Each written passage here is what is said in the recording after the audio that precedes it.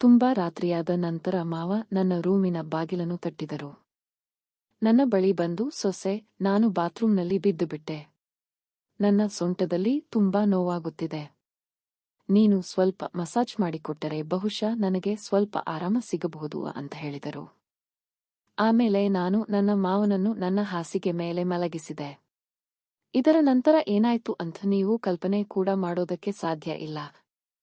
ಯಾಕಂದ್ರೆ ಇದರ ನಂತರ ನನ್ನ ಜೀವನ ಪೂರ್ತಿಯಾಗಿ ವಿಚಲಿತವಾಗಿ ಹೋಗ್ಬಿಡ್ತು. ಏನೇನೋ ಆಗ್ಬಿಡ್ತು ಜೀವನದಲ್ಲಿ. ಹಲೋ ಸ್ನೇಹಿತರೆ, ಇಂದಿನ ಈ ರೊಮ್ಯಾಂಟಿಕ್ ಕತೆಗೆ ನಿಮಗೆಲ್ಲರಿಗೂ ಸ್ವಾಗತ. ಹೊಸ ಕತೆಗೆ ನಿಮಗೆಲ್ಲರಿಗೂ ಸ್ವಾಗತ. ದಯವಿಟ್ಟು ನಮ್ಮ ಚಾನೆಲ್ ಅನ್ನು ಸಬ್ಸ್ಕ್ರೈಬ್ ಮಾಡಿ. ಮದುವೆಯಾದ 6 ತಿಂಗಳ ನಂತರ ನನ್ನ ಗಂಡ ಇದ್ದಕ್ಕಿದ್ದಂತೆ ಒಂದು ಆಕ್ಸಿಡೆಂಟ್ನಲ್ಲಿ ತೀರಿಕೊಂಡು ಹೋದ್ರು. ನನ್ನ ತಂದೆ ಬಹಳ ಕಷ್ಟಪಟ್ಟು ನನ್ನ ಮದುವೆಯನ್ನು ಮಾಡಿಸಿದ್ರು. ಆದರೆ 6 ತಿಂಗಳ ಒಳಗೆ ನಾನು ನನ್ನ ತವರು ಮನೆ ಬಾಗಿಲಿಗೆ ಬಂದು ನಿಂತು ಬಿಟ್ಟಿದ್ದೆ. ಯಾಕಂದ್ರೆ ನನ್ನ ಗಂಡ ಸತ್ತು ಬಿಟ್ಟಿದ್ರು. ನನ್ನ ತವರು ಮನೆಯಲ್ಲಿ ನನಗೆ ತಾಯಿ ಇರಲಿಲ್ಲ. ಆದ್ದರಿಂದ ನನಗೆ ತುಂಬಾ ಭಯ ಆಗ್ತಾ ಇತ್ತು. ಒಂದ್ವೇಳೆ ತಂದೆ ಏನಾದ್ರೂ ಅಂದ್ರೂ ನಾನು ಯಾರ ಸೆರಗಿನಲ್ಲಿ ಮುಖ ಮುಚ್ಚಿಕೊಳ್ಳಲಿ? ಯಾರ ಹತ್ರ ಹೋಗಿ ನನ್ನ ಕಷ್ಟ ಹೇಳಿಕೊಳ್ಳಲಿ? ನನಗೆ ಸಾಕು ತಾಯಿ ಇದ್ದರಿಂದ ಭಯ ಇನ್ನೂ ಹೆಚ್ಚಾಗಿತ್ತು. ಯಾಕಂದ್ರೆ ಮಲತಾಯಿ ಅಂದ್ರೆ ನಿಮಗೆಲ್ಲರಿಗೂ ಗೊತ್ತು. ನಂತರ ಇದ್ದಕ್ಕಿದ್ದಂತೆ ಒಂದು ದಿನ ನಮ್ಮ ಮಾವ ನಮ್ಮ ಮನೆಗೆ ಬಂದ್ರು. ಮತ್ತವರು ನಮ್ಮ ತಂದೆಯ ಬಳಿ ಹೇಳಿದ್ರು, ಅವರು ನನ್ನನ್ನು ಮತ್ತೆ ತಮ್ಮ ಮನೆಗೆ ಕರೆದುಕೊಂಡು ಹೋಗೋದಕ್ಕೆ ಬಯಸ್ತಾ ಇದ್ದಾರೆ ಅಂತ. ನನ್ನನ್ನು ಅವರ ಮನೆಗೆ ವಾಪಸ್ ಕರ್ಕೊಂಡು ಹೋಗೋದಕ್ಕೆ ಅವರು ಬಂದಿದ್ದಾರೆ. ನನ್ನ ಸಾಕು ತಾಯಿ ತಕ್ಷಣವೇ ಒಪ್ಪಿಕೊಂಡು ಬಿಟ್ರು.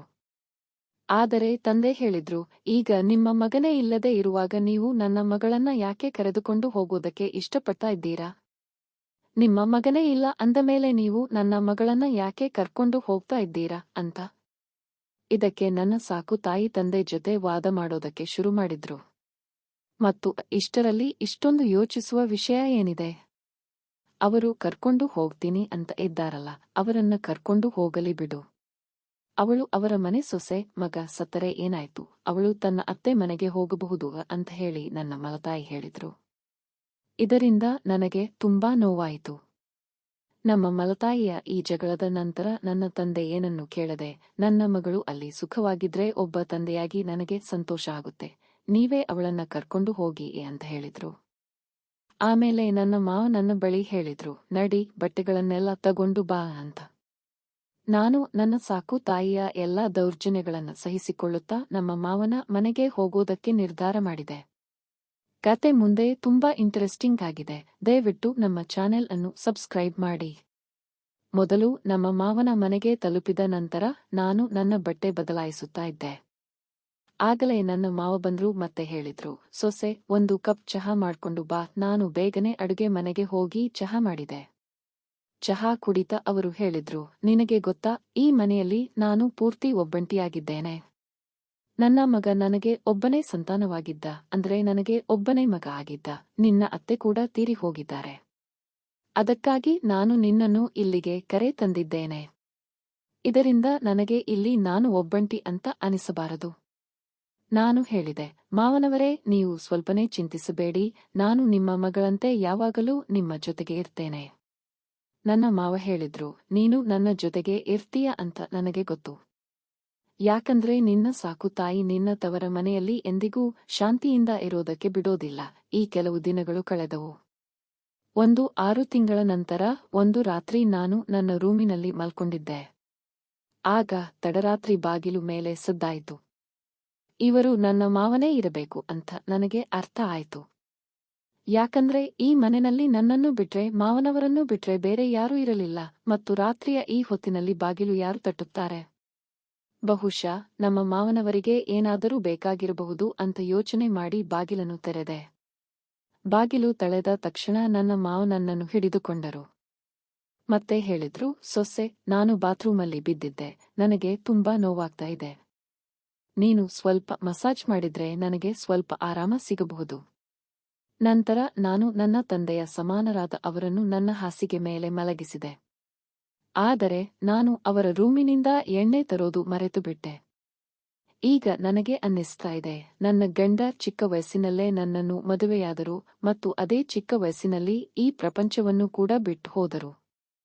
ಇನ್ನೆಲ್ಲ ಯೋಚನೆ ಮಾಡ್ತಾ ನಾನು ನನ್ನ ಮಾವನಿಗೆ ಮಸಾಜ್ ಮಾಡ್ತಾ ಇದ್ದೆ ಮತ್ತು ಅವರು ನನ್ನನ್ನು ವಿಚಿತ್ರವಾಗಿ ದಿಟ್ಟಿಸುತ್ತಾ ಇರೋದನ್ನು ನೋಡ್ತಾ ಇದ್ದೆ. ಇದರಿಂದ ನನಗೆ ಇನ್ನೂ ಹೆಚ್ಚು ಭಯ ಆಗ್ತಾ ಇತ್ತು. ಹಾಗೆ ನಾನು ಕೇಳಿದೆ, ಮಾವ, ಏನಾಯ್ತು ನಿಮಗೆ? ಯಾವ ಜಾಗದಲ್ಲಿ ಹೆಚ್ಚು ಪೆಟ್ಟಾಗಿದೆ? ಡಾಕ್ಟರ್ ಹತ್ತಿರ ಕರ್ಕೊಂಡು ಬರಲಿ ಅಂತ.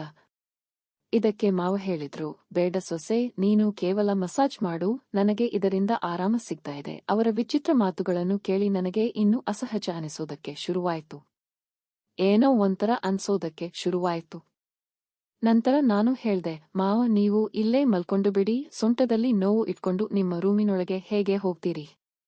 ನಾನು ನಿಮ್ಮ ರೂಮ್ಗೆ ಹೋಗಿ ಮಲ್ಕೊಂತೀನಿ. ನನ್ನ ಮಾತು ಕೇಳಿ ನನ್ನ ಮಾವ ಹೇಳಿದ್ರು, ಸೊಸೆ, ಈ ಸ್ಥಿತಿಯಲ್ಲಿ ನೀನು ನನ್ನನ್ನು ಒಬ್ಬಂಟಿಯಾಗಿ ಬಿಟ್ಟು ಹೋಗ್ತೀಯಾ? ಒಂದ್ವೇಳೆ ರಾತ್ರಿ ನನಗೆ ಬಾತ್ರೂಮ್ಗೆ ಹೋಗಬೇಕು ಅಂತಂದ್ರೆ ನಾನು ಒಬ್ಬನೇ ಹೇಗೆ ಹೋಗ್ಲಿ? ಇದಕ್ಕಿಂತ ಉತ್ತಮ ಅಂತಂದ್ರೆ ನೀನು ಕೂಡ ಇಲ್ಲೇ ಮಲ್ಕೋ, ಪಕ್ಕದಲ್ಲೇ ಹಾಸಿಕೊಂಡು ಮಲ್ಕೋ. ಅವಾಗ ನನಗೂ ಕೂಡ ಅನುಕೂಲ ಆಗುತ್ತೆ ಅಂತ ಹೇಳಿದ್ರು. ಆಮೇಲೆ ಸ್ವಲ್ಪ ಸಮಯದ ನಂತರ ನಮ್ಮ ಮಾವ ನನ್ನ ಹತ್ರ ಬಂದ್ರು ಮತ್ತೆ ಹೇಳಿದ್ರು, ಸೊಸೆ, ನಾನು ನಿನಗೆ ಒಂದು ವಿಷಯ ಹೇಳಬೇಕು, ಅಂದ್ರೆ ನಿನಗೆ ಒಂದು ವಿಷಯ ಹೇಳೋದಕ್ಕೆ ಇಷ್ಟಪಡುತ್ತೇನೆ. ನೀನು ನನ್ನ ಮಾತು ಕೇಳೋದಾದರೆ ಮಾತ್ರ ನಾನು ಹೇಳ್ತೇನೆ ಅಂತ. ಅವರ ಈ ಮಾತಿನಿಂದ ನನ್ನ ಹೃದಯ ಚಡಪಡಿಸತೊಡಗಿತು. ನಾನು ಚಿಂತಿತಳಾಗಿ ಹೇಳಿದೆ, ಮಾವ, ಹೇಳಿ, ಏನದು ವಿಷಯ ಅಂತ. ನಮ್ಮ ಮಾವ ಸ್ವಲ್ಪ ನಕ್ಕು ಹೇಳಿದ್ರು, ಇವತ್ತಿನ ರಾತ್ರಿ ನಾನು ನಿನ್ನ ಜೊತೆ ಕಳೆಯೋದಕ್ಕೆ ಇಷ್ಟಪಡುತ್ತೇನೆ. ಯಾಕಂದ್ರೆ ಒಬ್ಬಂಟಿಯಾಗಿರೋದು ಈಗ ಸರಿ ಅನ್ನಿಸ್ತಾ ಇಲ್ಲ. ನನ್ನ ಮಗ ಸತ್ ನಂತರ ನಾನು ಮತ್ತೆ ನಿನಗೆ ಮದುವೆ ಮಾಡಬೇಕು ಅಂತ ಯೋಚನೆ ಮಾಡ್ತಾ ಇದ್ದೆ. ಆದರೆ ನಂತರ ಯೋಚನೆ ಮಾಡಿದೆ, ನಿನ್ನ ಸಾಕು ತಾಯಿ ನಿನ್ನನ್ನು ಆ ಮನೆಯಲ್ಲಿ ಎಂದಿಗೂ ಶಾಂತಿಯಿಂದ ಇರಲಿಕ್ಕೆ ಬಿಡೋದಿಲ್ಲ. ಅದಕ್ಕಾಗಿ ನಾನು ನಿನ್ನನ್ನು ಇಲ್ಲಿಗೆ ಕರ್ಕೊಂಡು ಬಂದೆ, ಅಂದ್ರೆ ನಮ್ಮ ಮನೆಗೆ ಕರ್ಕೊಂಡು ಬಂದೆ, ನೀನು ಚೆನ್ನಾಗಿರಲಿ ಅಂತ. ಅವರ ಈ ಮಾತಿಂದ ನನಗೆ ತುಂಬಾ ಸಂಕೋಚ ಆಯಿತು, ಅಸಹ್ಯ ಅನಿಸೋಕೆ ಶುರುವಾಯಿತು. ಆದರೆ ಅವರ ಮಾತನ್ನು ವಿರೋಧಿಸುವ ಧೈರ್ಯ ಇರಲಿಲ್ಲ. ನಾನು ನನ್ನ ರೂಮಿನ ಸೋಫಾದ ಮೇಲೆ ಮಲ್ಕೊಂಡೆ. ನನಗೆ ನಿದ್ದೆ ಬರ್ತಾ ಇರಲಿಲ್ಲ, ತುಂಬಾ ಭಯ ಆಗ್ತಾ ಇತ್ತು. ಮಾವ ಹೇಳಿದ್ರು, ಸೊಸೆ, ನಾನು ನಿನಗೆ ಏನಾದ್ರೂ ತಪ್ಪು ಅಂತ ಹೇಳ್ತಾ ಇದ್ದೀನಾ? ನಾನೇನಾದ್ರೂ ತಪ್ಪು ಅಂತ ಅನಿಸ್ತಾ ಇದ್ದೀನಾ? ಆತರ ನಿನಗೆ ಬೇಸರಾದ್ರೆ ನೀನು ನನ್ನನ್ನು ಮದುವೆಯಾಗು. ನೀನು ಸರಿ ಅಂತಂದ್ರೆ ನೀನು ನನ್ನನ್ನು ಮದುವೆಯಾಗು, ಇದರಿಂದ ಯಾರು ಏನು ಹೇಳೋದಕ್ಕೆ ಸಾಧ್ಯ ಇಲ್ಲ. ಆಗ ನಾನು ದಂಗಾಗಿ ಹೋಗ್ಬಿಟ್ಟೆ. ಮಾವ, ನೀವು ಏನು ಹೇಳ್ತಾ ಇದ್ದೀರಾ? ನೀವು ನನ್ನ ಮಾವ ಮತ್ತು ಮಾವನ ಜೊತೆ ಮದುವೆ ಹೇಗೆ ಸಾಧ್ಯ? ನನ್ನ ಮಾವ ಹೇಳಿದ್ರು, ನೋಡು ಸೊಸೆ, ಒಪ್ತೇನೆ, ಒಂದು ಕಾಲದಲ್ಲಿ ನಾನು ನಿನ್ನ ಮಾವ ಆಗಿದ್ದೆ. ಆದರೆ ಈಗ ನಿನ್ನ ಗಂಡ ಸತ್ತು 6 ತಿಂಗಳು ಕಳೆದು ಹೋಗ್ಬಿಟ್ಟಿದೆ. ಈಗ ನಮ್ಮ ಮಧ್ಯೆ ಅಂತಹ ಯಾವುದೇ ಸಂಬಂಧ ಕೂಡ ಇಲ್ಲ. ನಾನು ಒಬ್ಬಂಟಿ, ನೀನು ಕೂಡ ಒಬ್ಬಂಟಿ. ನಾವು ಒಬ್ಬರಿಗೊಬ್ಬರು ಸಾಥ್ ನೀಡಬಹುದು, ಸಹಕಾರ ನೀಡಬಹುದು. ಅವರ ಈ ಮಾತನ್ನು ಕೇಳಿ ನನ್ನ ಮನಸ್ಸು ವಿಚಲಿತವಾಯಿತು. ನಾನು ಏನನ್ನು ಹೇಳುವುದಕ್ಕೆ ಸಾಧ್ಯವಾಗಲಿಲ್ಲ. ಒಂದು ಕಡೆ ಸಾಕು ತಾಯಿಯ ದೌರ್ಜನ್ಯ, ಇನ್ನೊಂದು ಕಡೆ ಮಾವನ ವಿಚಿತ್ರ ನಡವಳಿಕೆ.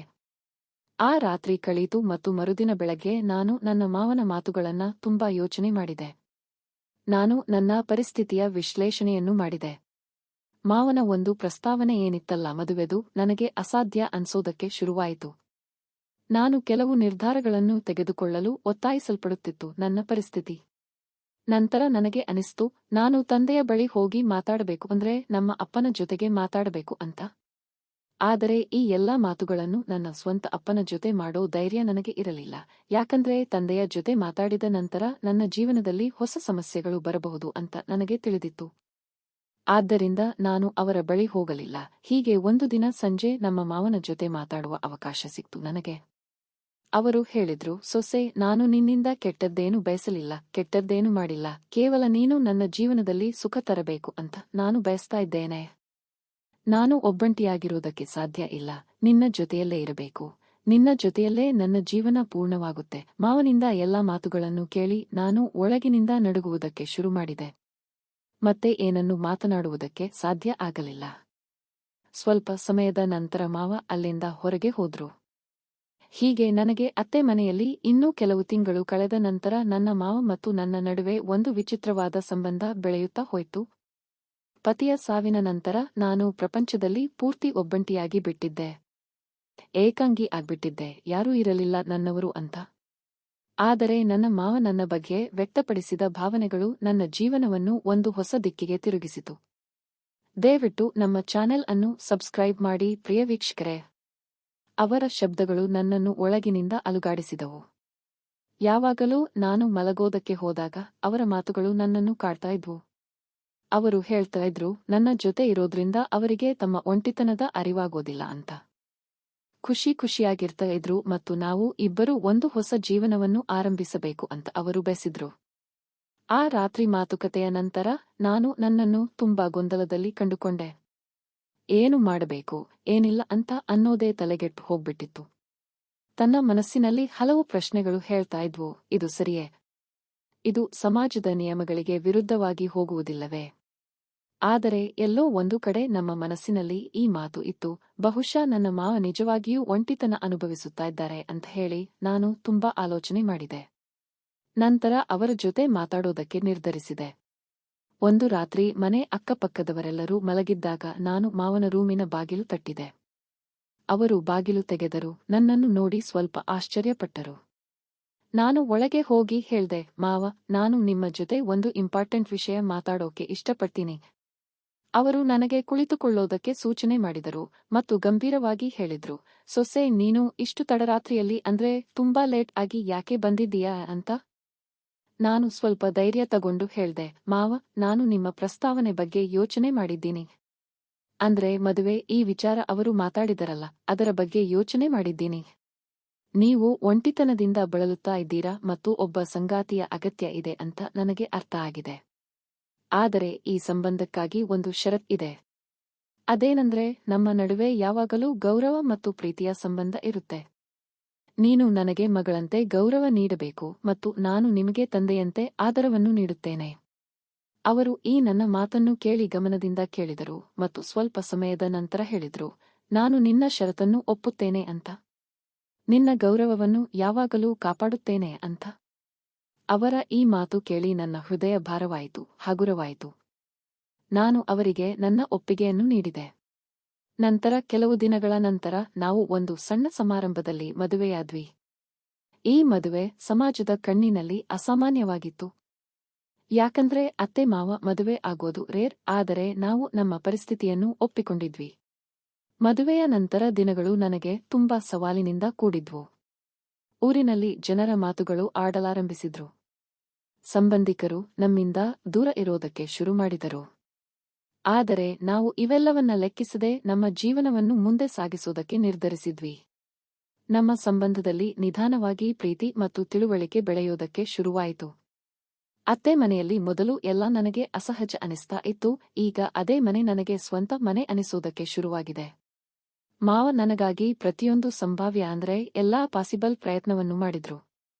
ನಾನು ಚೆನ್ನಾಗಿರುವುದಕ್ಕೆ, ಇದರಿಂದ ನಾನು ಸುಖವಾಗಿರಲಿ ಅಂತ ಹೇಳಿ ಅವರು ನನ್ನ ಪ್ರತಿಯೊಂದು ಚಿಕ್ಕಪುಟ್ಟ ಅವಶ್ಯಕತೆಗಳ ಮೇಲೆ ಗಮನ ಹರಿಸಿದ್ರು ಮತ್ತು ಪ್ರತಿ ಆಸೆಯನ್ನು ಕೂಡ ಈಡೇರಿಸಿದ್ರು.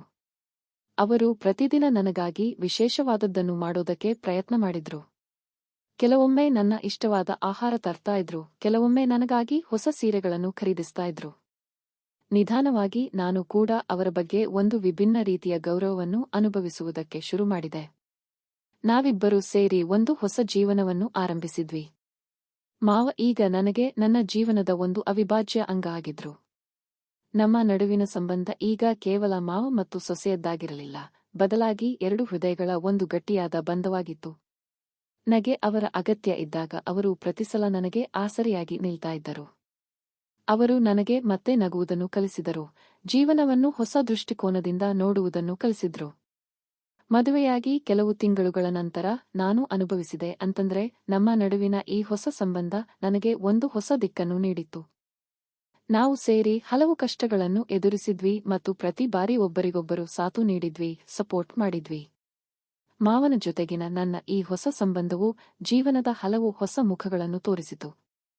ಜೀವನದಲ್ಲಿ ಸಂಗಾತಿ ಸರಿಯಾಗಿದ್ರೆ ಯಾವುದೇ ಕಷ್ಟವೂ ಕೂಡ ದಾಟುವುದಕ್ಕೆ ಅಸಾಧ್ಯವಾದದ್ದಲ್ಲ ಅನ್ನೋ ಅರಿವು ಅವರು ನನಗೆ ಮೂಡಿಸಿದರು. ಸಮಾಜದ ದೃಷ್ಟಿಯಲ್ಲಿ ನಾವು ಬಹಳಷ್ಟು ಅನುಭವಿಸಿದ್ವಿ, ಆದರೆ ನಾವು ನಮ್ಮ ನಿರ್ಧಾರಕ್ಕೆ ಎಂದಿಗೂ ಪಶ್ಚಾತ್ತಾಪ ಪಡಲಿಲ್ಲ. ಇಲ್ಲಂದ್ರೆ ಒಬ್ಬಂಟಿಯಾಗಿ ಜೀವನ ಕಳೆಯಬೇಕಾಗಿತ್ತು. ನಮ್ಮ ಸಂಬಂಧದಲ್ಲಿ ನಿಧಾನವಾಗಿ ಒಂದು ಹೊಸ ರೀತಿಯ ಪ್ರೀತಿ ಮತ್ತು ಗೌರವ ಮೂಡಲು ಆರಂಭಿಸಿತು. ಅವರ ಜೊತೆ ಕಳೆದ ಪ್ರತಿಕ್ಷಣವೂ ನನಗೆ ಹೊಸದನ್ನು ಕಲಿಸಿತು ಮತ್ತು ನನಗೆ ಅರಿವಾಯಿತು ಕೂಡ, ಯಾಕೆಂದರೆ ಕೆಲವೊಮ್ಮೆ ಜೀವನವು ನಮ್ಮನ್ನು ಇಂತಹ ತಿರುವಿಗೆ ತಂದುಬಿಡುತ್ತೆ ಎಲ್ಲಿ ನಾವು ನಮ್ಮ ನಿರ್ಧಾರಗಳ ಬಗ್ಗೆ ಮರುಚಿಂತನೆ ಮಾಡಬೇಕಾಗುತ್ತೆ. ಇಂದು ನಾನು ನಮ್ಮ ಮಾವನ ಜೊತೆ ಒಂದು ಹೊಸ ಜೀವನ ನಡೆಸ್ತಾ ಇದ್ದೀನಿ. ನಮ್ಮ ನಡುವಿನ ಪ್ರೀತಿ ಮತ್ತು ಗೌರವ ಮೊದಲಿಗಿಂತಲೂ ಹೆಚ್ಚು ಗಟ್ಟಿಯಾಗಿದೆ. ಅವರು ನನ್ನ ಜೀವನದ ಅತ್ಯಂತ ಪ್ರಮುಖ ವ್ಯಕ್ತಿಯಾಗಿದ್ದಾರೆ. ಅವರ ಜೊತೆ ಕಳೆದ ಪ್ರತಿಕ್ಷಣವೂ ನನಗೆ ಪಾಠವನ್ನು ಕಲಿಸಿದೆ. ಏನಂದ್ರೆ ಜೀವನದಲ್ಲಿ ಎಷ್ಟೇ ಕಷ್ಟಗಳು ಬಂದ್ರೂ ನಮ್ಮ ಬಳಿ ಸರಿಯಾದಂತಹ ಒಂದು ಸಂಗಾತಿ ಇದ್ದರೆ ನಾವು ಪ್ರತಿ ಕಷ್ಟವನ್ನ, ಪ್ರತಿ ಸಮಸ್ಯೆಯನ್ನು ಎದುರಿಸಬಹುದು. ಈ ರೀತಿಯಾಗಿ ನಮ್ಮ ನಡುವಿನ ಸಂಬಂಧ ನಿಧಾನವಾಗಿ ಇನ್ನೂ ಆಳವಾಗುತ್ತಾ ಹೋಯಿತು. ಅವರ ಜೊತೆ ಕಳೆದ ಪ್ರತಿಕ್ಷಣವೂ ನನಗೆ ಜೀವನವನ್ನು ಹೇಗೆ ಹೊಸದಾಗಿ ಬದುಕಬೇಕು ಅಂತ ಕಲಿಸಿತು. ನಾವು ಸೇರಿ ನಮ್ಮ ಜೀವನದ ಪ್ರತಿ ಸವಾಲನ್ನು ಎದುರಿಸಿದ್ವಿ ಮತ್ತು ಪ್ರತಿ ಬಾರಿ ಜಯವನ್ನು ಸಾಧಿಸಿದ್ವಿ. ಈಗ ನಮ್ಮ ನಡುವಿನ ಈ ಹೊಸ ಸಂಬಂಧ ನನಗೆ ಒಂದು ಹೊಸ ಆಯಾಮವನ್ನು, ಹೊಸ ಜೀವನದ ಕನಸುಗಳನ್ನು ತೋರಿಸಲು ಆರಂಭಿಸಿದೆ. ಹಾಗಾದರೆ ನನ್ನ ಪ್ರೀತಿಯ ಸ್ನೇಹಿತರೆ, ಇದಾಗಿತ್ತು ನಮ್ಮ ಇಂದಿನ ಸಣ್ಣ ಕತೆ. ನಿಮಗೆ ಈ ಕತೆ ಇಷ್ಟವಾಗಿದ್ರೆ ಹೇಗನಿಸ್ತು ಅಂತ ಹೇಳಿ ಕಮೆಂಟ್ ಮಾಡಿ ಖಂಡಿತ ತಿಳಿಸಿ. ನಿಮಗೆ ಈ ಕತೆ ಇಷ್ಟ ಆಗಿದ್ರೆ ಇದನ್ನ ಲೈಕ್ ಮಾಡಿ ಮತ್ತು ನಿಮ್ಮ ಸ್ನೇಹಿತರೊಂದಿಗೆ ಶೇರ್ ಮಾಡಿ. ಇಂತಹ ಇನ್ನೂ ಹೆಚ್ಚಿನ ಆಸಕ್ತಿದಾಯಕ ಕತೆಗಳೊಂದಿಗೆ ರೊಮ್ಯಾಂಟಿಕ್ ಕತೆಗಳನ್ನು ಹೇಳೋದಕ್ಕೆ ಇಷ್ಟಪಡ್ತೀವಿ. ನಿಮಗೂ ರೊಮ್ಯಾಂಟಿಕ್ ಕತೆಗಳನ್ನು ಕೇಳೋದಕ್ಕೆ ಇಷ್ಟ ಆದ್ರೆ ನಮ್ಮ ಚಾನೆಲ್ ಅನ್ನು ಸಬ್ಸ್ಕ್ರೈಬ್ ಮಾಡಿ, ಬೆಲ್ ನೋಟಿಫಿಕೇಶನ್ ಅನ್ನು ಆನ್ ಮಾಡಿಕೊಳ್ಳಿ. ನಾಳೆ ಇನ್ನೊಂದು ಕತೆಯೊಂದಿಗೆ ಸಿಗೋಣ. ಧನ್ಯವಾದಗಳು.